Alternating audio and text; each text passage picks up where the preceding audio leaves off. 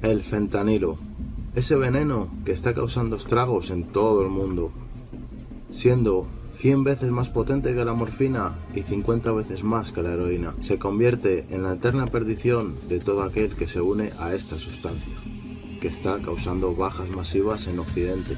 ¿Es realmente una epidemia imparable? ¿Tiene solución esta crisis que está contaminando las calles, sobre todo de los Estados Unidos? Para entender toda esta plaga tenemos que viajar un par de siglos atrás. Acompáñame y descubrámoslo.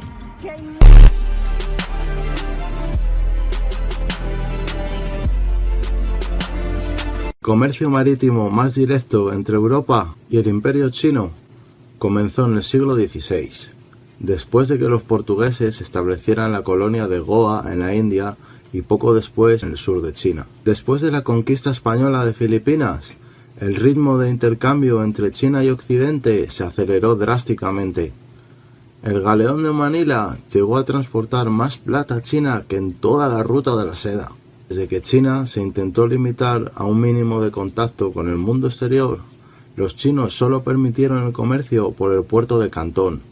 Se establecieron auténticos monopolios y trámites rigurosos para restringir el flujo de comercio, teniendo como resultado altos precios de venta para los artículos importados y demanda muy limitada. Pero si hablamos del crecimiento del opio, a la dinastía imperial china siempre la asediaban, cada vez con más consistencia.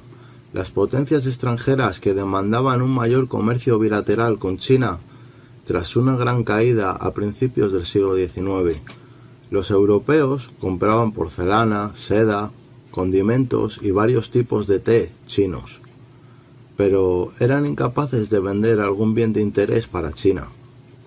En lugar de eso, se veían obligados a pagar con plata, lo cual significaba un gran esfuerzo para las ya apretadas finanzas europeas provocadas por las guerras napoleónicas, por lo que el opio era producido en China en el siglo XV. Se mezclaba con tabaco en un proceso inventado por los españoles, que luego fue dominado por los neerlandeses en el siglo XVII y generalizado de forma masiva por los británicos en el siglo XVIII. Al observar los problemas de salud y sociales vinculados con su consumo, el gobierno imperial chino lo prohibió en 1829. Los británicos comenzaron a producir opio de la amapola real a mediados del siglo XVIII en la India, en cantidades significativas. Aprendieron el arte de los mogoles, quienes comerciaban con esta sustancia al menos desde el reino de Akbar, e iniciaron su intercambio por plata en el sur de China para una posterior comercialización. Los británicos observaron las grandes ganancias que potencialmente traería este mercado, previamente ya dominado por Yakarta, Indonesia, que entonces era colonia de los Países Bajos, al invadir Bengala en 1764. Las ganancias se acercaban al 400% y la amapola crecía casi en todas partes. Fue en la primavera de 1830, ante el alarmante y desenfrenado abuso del comercio del opio en China, el emperador Dao Quang ordenó a Lin Se-tzu que combatiera rápidamente esta plaga. Y este ordenó poner fin con la destrucción de más de 20.000 cajas de opio, pero Lin Se-tzu fue más allá y le escribió una carta a la reina Victoria en el año 1839 para pedirle que respetara las reglas de comercio internacional y que no comerciara con sustancias tóxicas. En esa carta dijo algo así como que existe una categoría de extranjeros malhechores que fabrican opio y lo traen a China para venderlo, incitando a los necios a destruirse a sí mismos, simplemente con el fin de sacar provecho. Ahora el vicio se ha extendido por todas partes y el veneno está penetrando cada vez más y más profundamente. Por este motivo, hemos decidido castigar con penas muy graves a los mercaderes y a los tomadores de opio, con el fin de poner término definitivamente a la propagación de este vicio. Todo opio que se descubra en China se echará en aceite hirviendo y se destruirá. En lo sucesivo, todo barco extranjero que llegue con opio a China será incendiado. Ahora entienden cuando les hablé en el vídeo de las fábricas por el sudeste asiático. Debido a los estragos que causó el opio en China, está totalmente prohibido tanto la posesión y el consumo dentro del país, por lo que los inversores deciden montar sus fábricas en varios países más pobres y cercanos, donde todo se arregla con un puñado de billetes. Lo cierto de esto es que unos años atrás ya se habían empezado a obtener derivaciones semisintéticas del opio para uso medicinal. En 1806, el químico alemán Friedrich Serturner consiguió aislar el principal elemento del opio de su forma pura que llamó morfina. Y tras mínimas alteraciones químicas se pudieron obtener estos opiáceos semisintéticos. Después de que la morfina la comercializó la compañía Bayer, hizo otra versión semisintética creyendo que sería menos adictiva y potente. Fue comercializada en la farmacia a final del siglo XIX como heroína.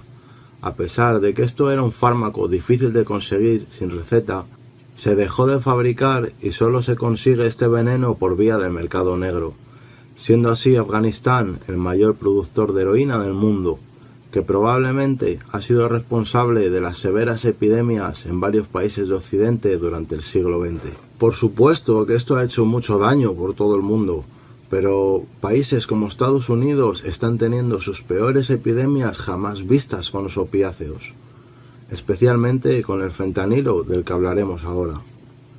Este ya es un opiáceo 100% sintético que fue creado por primera vez el belga Paul Janssen en 1960 y aprobado para uso médico en Estados Unidos en 1968. Empezó a sintetizarse gran parte en China y por eso se le conoce en las calles como China White, aunque hoy día la mayoría del fentanilo proviene del mercado negro del sudeste asiático, ya que en China no se puede fabricar porque está prohibido. Como ya habíamos dicho, allí la posesión en las fábricas es muy complicado y está muy penado. Pero lo más probable es que las fábricas hayan cambiado de país y ya. Lo que es cierto es que los estragos que está causando en todo el mundo, especialmente en Estados Unidos, donde esto se ha convertido en una auténtica epidemia. No han sido pocas las personas anónimas y famosos que han perdido su vida en la primera década del 2000. Los gobiernos es cierto que han tratado de ocultar la existencia de este problema durante los primeros años cuando llegó a las calles, pero hoy día ya muchos sabemos lo que pasa con esto y esta epidemia es la perdición de toda persona que lo prueba. Y hasta aquí el vídeo de hoy, señores. ¿Qué les ha parecido? ¿Ustedes le ven salida a este problema? ¿Creen que esto es un supuesto plan de venganza de algún país asiático por lo ocurrido tiempo atrás por el opio en el siglo XIX? Claro, todo esto son meras suposiciones. Muchas gracias, comenta, comparte, suscribe, déjame un like, pero sobre todo dime qué piensas porque eso me ayuda mucho. Y recuerda que donde se habla del mundo sin filtros es aquí, en Barrio Oscuro TV. Chao.